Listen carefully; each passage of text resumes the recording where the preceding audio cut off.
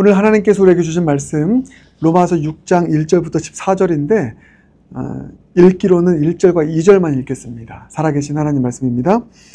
그런즉 우리가 무슨 말을 하리요? 은혜를 더하게 하려고 죄에 거하겠느냐? 그럴 수 없느니라. 죄에 대하여 죽은 우리가 어찌 그 가운데 더 살리요? 아멘. 살아계신 하나님 말씀입니다. 오늘 설교 제목은 어찌 그 가운데 더 살리요? 이 고백입니다. 2절 하반절에 있는 어찌 그 가운데 더 살리요? 자, 여러분 이 고백 오늘 여러분의 입술을 통해서 주님 앞에 드릴 수 있는 고백, 또 여러분 영혼을 향해서 선포하는 실질적인 고백이 되길 바라겠습니다. 어찌 그 가운데 더 살리요? 마치 이렇게 구호 외치는 것처럼 어찌 그 가운데 더 살리요? 이렇게 오늘 선포할 수 있는, 믿음으로 고백할 수 있는 우리 모두가 되길 바라겠습니다. 어찌 그 가운데 더 살리요?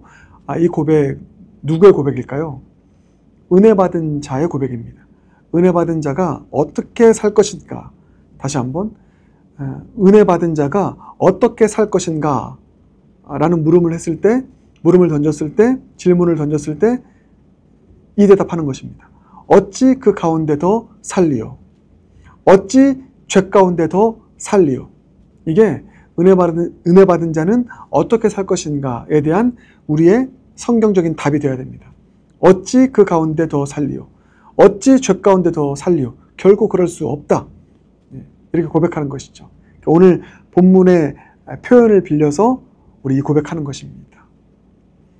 그래서 여러분 오늘 이 1절과 2절 말씀, 이 말씀이 어떤 배경에서 나온 것인지를 좀 살펴볼 필요가 있는데 바로 전장 로마서 5장 20절을 보면 아주 중요한 말씀, 복음의 진리가 나옵니다.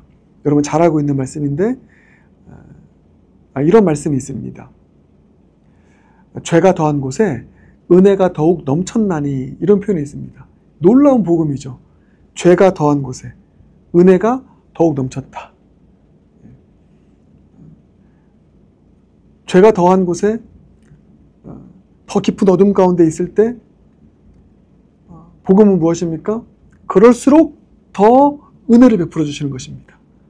죄가 더하고 더 깊은 어두움에 있기 때문에 도저히 안 되겠다 라고 하면서 포기하고 절망하는 것이 아니라, 그리고 이것은 선을 넘었어. 너무 죄가 심해. 너무 죄가 더해졌어. 심판하는 것이 아니라 놀랍죠. 죄가 더한 곳에, 더 깊은 어둠 가운데 있는 곳에 주님 어떻게 하신다고요? 더 큰 은혜를 주신다. 놀라운 복음입니다. 그래서 우리는 아무리 깊은 죄 가운데 그 죄가 더해지고 죄 플러스 죄 제곱 해서 살았던 인생이라 할지라도 주님은 우리 상식으로 이해가 안 되는 분입니다. 그런 곳에 은혜를 더 부어주신다고 합니다. 그래서 꺼내주시길 원하시는, 꺼내줄 수 있는 분, 그만큼 우리를 사랑하시는 분, 그게 바로 우리 하나님인 줄 믿습니다.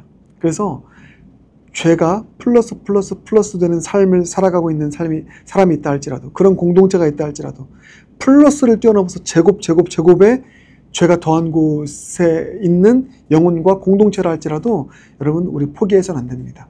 절망해서는 안 됩니다. 그곳에 주님은 더 큰 은혜를 부어주십니다. 그래서 구원하시길 원하십니다. 이 복음 붙잡길 바랍니다. 이 복음 붙잡고 죄가 더해졌다 할지라도 더 큰 은혜 베푸셔서 그 죄를 다 마이너스 시키고 다시 회복시켜 주실 그 놀라운 주님의 복음의 은혜를 믿음으로 바라보고, 그리고 죄가 더한 곳일수록 그렇기 때문에 넘치는 은혜를 주실 주님께 소망을 두고 그 주님께 은혜를 부르짖을 수 있는 저 여러분 모두가 되시길 주님의 이름으로 축복합니다. 오늘 1절과 2절이 바로 그 연속선에 있는 말씀입니다. 그런 은혜 받은 자는 어떻게 살아야 될 것인가? 그게 뭐라고요? 어찌 그 가운데 더 살리요? 더 이상 죄 가운데 살아서는 안 된다 이지. 1절 보면 이런 말씀이 있습니다. 은혜를 더하게 하려고 죄에 거하겠느냐? 죄가 더한 곳에 은혜가 넘치기 때문에 어떤 사람들은 그 은혜를 악용합니다. 그래서 은혜를 더하게 하려고 죄에 거한대요. 그러니까 아무리 죄에 거해도 은혜 주시니까 괜찮아 라고 하면서 그 죄된 삶을 빠져나오지 않습니다. 이게 은혜를 악용하는 것입니다. 이게 사사기적인 사이클입니다. 죄에 거했습니다. 꺼내줬습니다. 근데 또 죄에 빠져도 주님 은혜 주시겠지. 꺼내주시겠지. 또 죄를 짓습니다. 사사기적 사이클. 은혜를 더하게 하려고 죄에 거하는 사람들이 있습니다. 은혜 주시니까 그래도 주님의 은혜를 악용해서 이러지 말고 그 사사기적 사이클에 빠지지 말고 어떻게 하라고요? 결단하는 겁니다. 어찌 그 가운데 더 살리오. 이게 이번 주 주제 아닙니까? 거룩을 힘쓰는 삶. 더욱 많이 거룩을 힘쓰는 삶. 경건한 삶을 힘쓰는 삶. 그게 오늘 본문에서는 어떻게 표현된다고요? 어찌 그 가운데 더 살리오. 선포해야 됩니다. 어찌 더 죄 가운데 살리오. 주님 주신 은혜가 얼마나 큰데 그 은혜를 헛된 은혜 삼지 말자. 악용하지 말자. 이제 선용하자. 더 이상 죄 가운데 살지 말자. 주님께서 기뻐하시는 은혜 받은 자답게 은혜에 보응하여 살아가자. 은혜에 보응하는 마음으로 살아가자. 이 결단 드릴 수 있는 저와 여러분 모두가 되길 주님의 이름으로 축복합니다. 그래서 어찌 그 가운데서 살리오. 이 고백 드리면서 우리가 살아내야 될, 거룩을 힘써야 될 신앙의 모습, 믿음의 모습 두 가지입니다.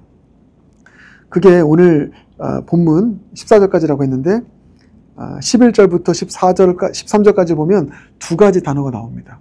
첫 번째는 여길지어다. 11절 마지막 부분. 하나님께 대하여 살아있는 자로 여길지어다. 여기는 믿음 꼭 기억하십시오. 그리고 또 하나는 드리라라고 하는 단어가 13절에 계속 나옵니다. 하나님께 드리며 하나님께 드리라 나옵니다. 이것은 드리는 믿음입니다. 그래서 어찌 그 가운데 더 살리오. 죄 가운데 거하지 않고 이제 의를 향해 나아가는 삶이죠. 거룩을 향해 나아가는 삶 살겠다고 결단하는데 어떤 믿음? 여기는 믿음, 드리는 믿음. 자, 여기는 신앙은 어떤 신앙이냐면 생각하는 신앙입니다. 생각하는 신앙. 풀어서 설명하면 진리를 생각하고 그 생각한 진리를 사실로 믿는 것입니다. 그래서 이 여기는 신앙, 그러니까 생각하는 신앙이라고 했습니다. 또 드리는 신앙, 드리는 믿음은 뭐냐면 행동하고 결단하고 행동하는 신앙, 의지적 신앙인 것입니다. 이제 단지 생각하는 것만이 아니라 이제 나를 드리기로, 주님 기뻐하시는 삶으로 드리기로 결단하는 것. 행동하는 신앙, 결단하는 신앙이다. 이게 여기는 믿음, 그리고 드리는 믿음. 생각하는 신앙, 행동하는 신앙. 이게 어찌 그 가운데 더 살리오. 이 고백에서 나오는 거룩을 더욱 힘쓰는 삶의 모습, 신앙의 모습인 줄 믿습니다. 여기는 신앙, 드리는 신앙, 생각하는 신앙, 행동하는 신앙. 참 중요합니다. 여러분, 우리의 신앙이 감정 따라서 살아가는 신앙 되지 않길 바랍니다. 느낌 따라서 살아가는 신앙 되지 않길 바랍니다. 생각해야 되면 여기는 신앙. 느낌 따라 좌우되면 신앙이 업앤다운이 정말 심합니다. 내 느낌, 내 감정이 충만하면 막 신앙생활 잘했다가 감정이 다운되면 하나님 없는 자처럼 행동하고, 그런 느낌에 따라서 좌우되는 신앙이 아니라 여기는 신앙, 생각하는 신앙. 그래서 진리를 사실로 믿고 여기는 것. 여기서는 뭡니까? 11절 보면 너희 자신을 죄에 대하여는 죽은 자로 여겨라. 이게 진리 아닙니까? 우리는 죄에 대해 죽은 것입니다. 십자가 사건 때 우리는 이미 죄에 대해서 죽었습니다. 그래서 나는 죄의 노예가 아니야. 아무리 우리 삶에 어떤 죄된 모습이 있고 그런 공격이 있다 할지라도 나는 죄의 노예가 아니야. 여기는 것입니다. 이걸 진리로 믿어야 되는 것입니다. 그리고 또 뭡니까? 나는 예수 안에서 새로운 피조물이 되었어. 나는 새로운 피조물, 의를 향해 나아가는 거룩한 주님의 자녀가 되었어. 여기라는 것입니다. 그것을 사실로 믿고 여기는, 생각하는 신앙. 느낌 따라 좌우되지 말고 나의 지금 모습에, 감정에 좌우되어가지고 그렇게 나를 천국에도 올렸다가 지옥에도 떨어뜨렸다가 이러지 말고요. 이 진리를 사실로 여기는 믿음, 그것을 생각하고 그 여기는 믿음 가지고 살아가는 것입니다. 죄가 나를 공격할 때마다 나는 죄의 노예가 아니야. 여기는 믿음. 나는 새로운 피조물이 되었어. 누구도 나를 정죄할 수 없어. 여기는 믿음. 이게 필요하고요. 또 하나는 드리는 믿음입니다. 하나님께 드리며 하나님께 드리라. 너희 자신을 죽은 자 가운데서 다시 살아난 자같이 하나님께 드리라 말씀하고 있죠. 의의 무기로 하나님께 드리라. 우리 지체를 하나님께 드리라는 것입니다. 하나님께서 기뻐 받으실 만한 삶의 모습으로 이제 결단해서 드리라는 것이죠. 행동만 하지 말고. 여러분 무엇을 드리겠습니까? 우리 몸의 지체를 드리라고 했습니다. 하나님께서 기뻐하시는 삶의 모습으로. 구체적으로 오늘 적용하는 것입니다. 우리의 몸의 지체를 의의 무기로. 의의 무기로 드린다는 것은 악한 영들과 싸운다는 것이죠. 하나님 나라를 위해서 싸운다는 것입니다. 내 삶이 하나님 나라의 의를 구하는 삶이 될 수 있도록 구체적으로 내 삶을 헌신하고 드리는 것, 결단하면서 나아가는 것입니다. 또 내 몸의 지체를 주님께 드리는 것이죠. 주님께서 기뻐 받으실 만한 것으로 드리는 것입니다. 우리의 눈을 주님 보시기에 기뻐하시는 것으로 드리는 것이고, 우리의 입술을, 우리의 손과 발을, 우리의 귀를, 우리의 모든 것을 주님께서 기뻐 받으실 만한 것으로 내가 드리는 것입니다. 드리는 것.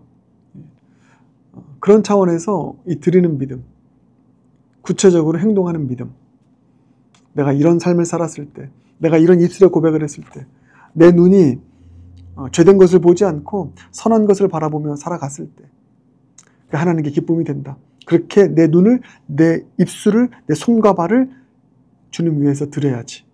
주님 기뻐하시는 삶으로 드려야지. 그렇게 구체적으로 결단하고 행동할 수 있는, 그게 어찌 그 가운데 더 살리요.